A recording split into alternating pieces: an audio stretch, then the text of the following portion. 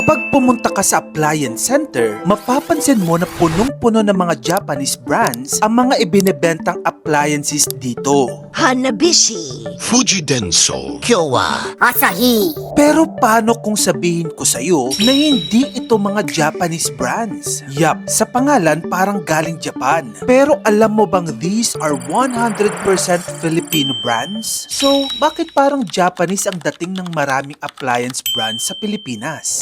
Sa nakaraang mga dekada, naging gold standard ang Japan pagdating sa reliability. Isipin mo ang Toyota, Panasonic, Sony, mga brand na kilala sa mga produktong tumatagal ng napakahabang panahon. Napansin ito ng mga Pilipino, kaya may ginawa ang ilang local appliance companies. Gumawa sila ng Filipino brands na may Japanese style na pangalan para ipahiwatig ang parehong level ng tiwala at kalidad. Example, ang Hanabishi. Ito ay isang homegrown Filipino appliance brand na nagsimula pa noong 1986. Ang founder nito na si Jose Ong ay dating nagbebenta lang ng dinnerware door-to-door sa Binondo. Pero habang nagta-travel siya abroad, napansin niya na lumalaki ang demand sa appliances, lalo na sa mga electric fans. At dahil nga tropical country ang Pilipinas, naisip niya, bakit hindi gumawa ng fan na abot kaya para sa ordinaryong pamilya? Dito, ipinanganak ang Hanabishi. Nagsimula sila sa electric fans at small appliances. Pero dahil sa murang presyo at reliable quality, mabilis itong tinangkilik ng mga Pilipino. Unti-unti, lumawak ang produkto nila. Mula sa electric fans, nagkaroon sila ng rice cookers, TV, aircon, at iba pa. Ngayon, nakikita ng Hanabishi sa libo-libong outlet sa buong Pilipinas. Ganito din halos ang kwento ng Asahi. Take note, hindi ito konektado sa sikat na Asahi beer ng Japan ha, magkaibang kumpanya yon. Ang Asahi Appliances ay gawa ng Asahi Electrical Manufacturing Corporation, isang kumpanya na naitatag sa Pilipinas noong 1982. Nagsimula sila sa paggawa ng electric fans, lalo na yung kilalang Spiro Air Fan na naging popular sa maraming bahay sa bansa. Hanggang ngayon, marami pa rin Pilipino ang inaakalang Japanese brand ang Hanabishi at Asahi. Well, hindi po. Filipino brands ang mga ito. Ganoon din ang Fuji Denso at Kyowa, mga brands na ginawa para sa local market. Ginamit nilang Japanese style branding dahil para sa maraming tao, kapag sinabi mong Japanese products, parang automatic ang iniisip ng tao matibay, maaasahan at pangmatagalan.